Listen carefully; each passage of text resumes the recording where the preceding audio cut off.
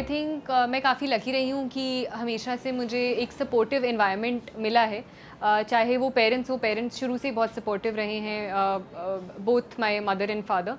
And कभी pressure नहीं था कि ये करना है वो करना है। Friends again I have been very lucky, शुरू से ही स्कूल से कॉलेज और अभी जो रिसेंट प्रिपरेशन में भी मिले, they were always a source of emotional support मेरे लिए। तो ये सपोर्ट सिस्टम मेरा हमेशा स्ट्रॉन्ग रहा है, जिस वजह से शायद मैं यहाँ तक पहुँच पाई।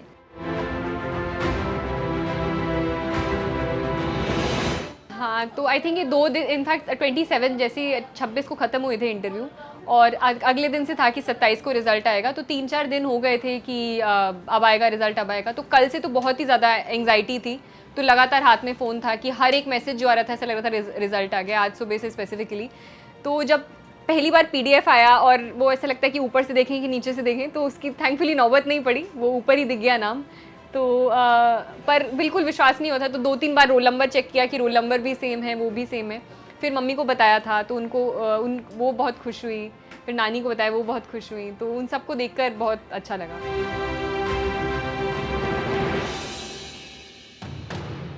हाँ, मतलब ग्रेड्स मेरे हमेशा अच्छे आते थे, तो ऐसे मतलब पढ़ने में ठीक ही थी मैं शुरू से ही।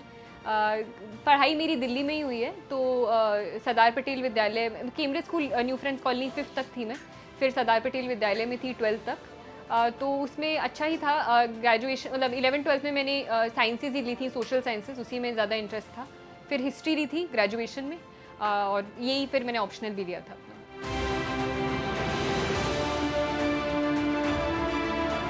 हाँ, चैलेंजेस तो आते ही थे, क्योंकि मतलब इतना ज़्यादा सिलेबस होता है, इतनी लंबी प्रिपरेशन होती है, तो बीच में मन करता है कि क्या ही कर रहे हैं, मतलब क्योंकि साथ में कुछ ऐसे रिजल्ट हाथ में नहीं होता है, हर लेवल पर आपका एक अलग वो रहता है। तो वो बीच बीच में लगता ही था, बट उसके अपने आप को पुल बैक करना, फिर से लगना उसी उसमें, दैट वाज द चैलेंज।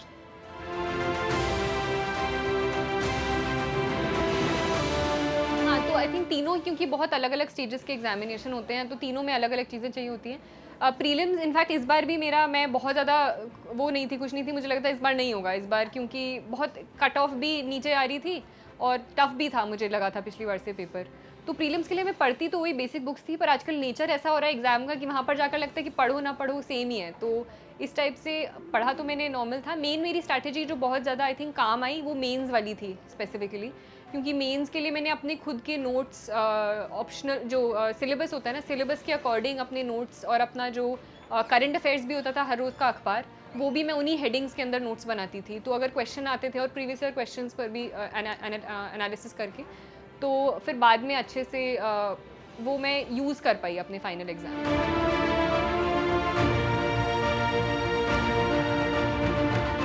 नहीं, नहीं, नहीं, मेरा मेरा मन था आर्ट का। पापा चाहते थे कि साइंस ले लूँ, ऑप्शन बड़े रहेंगे, ज़्यादा रहेंगे। पर मेरा मन था आर्ट्स करने का, तो शुरू में पापा थे कि क्यों नहीं ले रही तू, क्यों नहीं ले रही, बट फिर हाँ काम आ गया।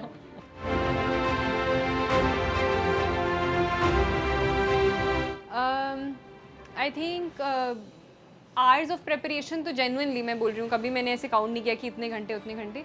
मेंस वगैरह के पहले तो पूरा लगे ही रहते थे, मतलब कि बस खाने के लिए उठे, उसके लिए उठे, तो वो वाला तो लगातार डिपेंड करता है कि कितना आप लेवल पर पहुँचे हुए हो, क्या लेवल ऑफ प्रिपरेशन है। तो मेंस से पहले तो डेफिनेटली बहुत घंटे लगते थे।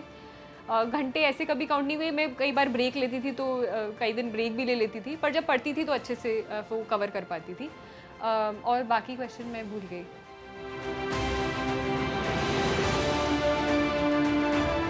ऑप्शनल मेरा हिस्ट्री था, क्योंकि बैकग्राउंड भी हिस्ट्री था, ऑल्दो उसका सिलेबस बहुत वास्ट था। वो मेरे को इनफैक्ट चैलेंजिंग ये भी लगा था, उसमें मैप वर्क भी होता था, और काफ़ी वास्ट रहता था, तो उसको और जीएस को बैलेंस करना मुश्किल होता था, क्योंकि चाहे सोशियोलॉजी हो, एंथ्रोपोलॉजी हो, थोड़े छोटे ऑप्शनल होते हैं।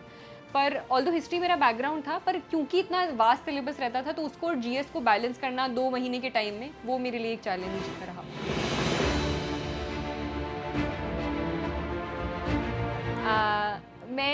मेरी दूसरा अटैम्प्ट था ये। पहला अटैम्प्ट वो वाला था जिसमें मेरा मीडियम थोड़ा चेंज हो गया था।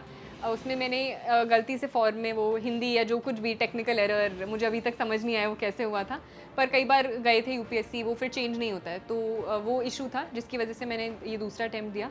इससे पहले मैं ग्रेजुएशन कर रही थी, उसके बाद मैं जेएनयू गई थी अपनी मास्टर्स के लिए भी। तो यही कर रही थी मैं उससे पहले।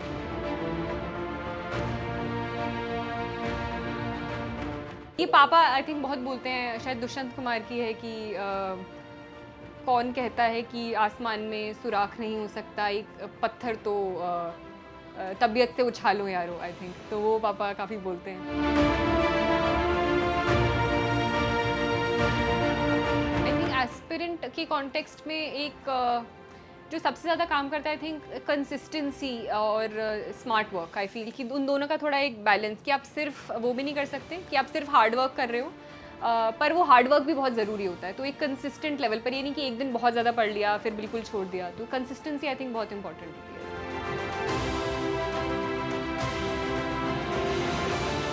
हाँ, तो ये आई थिंक काफ़ी चैलेंजिंग कई बार रहता है, क्योंकि और मटेरियल भी बहुत ज़्यादा अवेलेबल होता है। तो ये आई थिंक मुझे पर्सनली इसी ने हेल्प किया, जो मैं बता रही थी कि स्टैटिक और प्रीलिम, स्टैटिक और करंट को वो करना, ये मैं स्पेसिफिकली मेंस ओरिएंटेशन से मैं बता रही हूँ, क्योंकि हम बेसिक बुक्स तो सब लोग पढ़ते ही हैं, सिलेबस भी पता ही होता है, पर जब अखबार पढ़ते हो तो उसको सिलेबस से लिंक करना, कि वो तो स्टैटिक पोर्शन है, उसके साथ साथ में ये आप एग्जाम्पल लिख सकते हो, ये साथ में चल रहा है, तो इसके ऊपर भी शायद क्वेश्चन आ सकता है, तो गूगल सर्च कर लो साथ में, अगर प्रीलिम्स ओरिएंटेशन से कर रहे हो तो, या फिर अदरवाइज, तो वो तो साथ साथ में आई थिंक सिलेबस बहुत सेंट्रल पार्ट होता है, जो कई बार लोग भूल जाते हैं, सिर्फ किताब उठाकर पढ़ रहे होते हैं, तो सिलेबस को साथ में रखकर पढ़ना आई थिंक काफ़ी इंपॉर्टेंट होता है।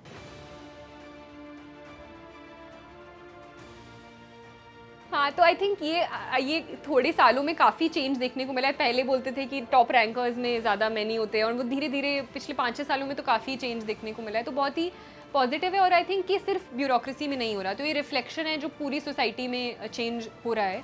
तो मैं बस ये कहना चाहूँगी कि और लोग ऐसे आएँ, और सिर्फ एस्पिरेंट्स ही नहीं, उनके जो सराउंडिंग लोग हैं, पेरेंट्स हैं, वो भी एक एनवायरनमेंट प्रोवाइड कर रहे हैं विमेन एस्पिरेंट्स को आगे आने के लिए। तो आई थिंक वो एक पॉजिटिव स्टेप ही है।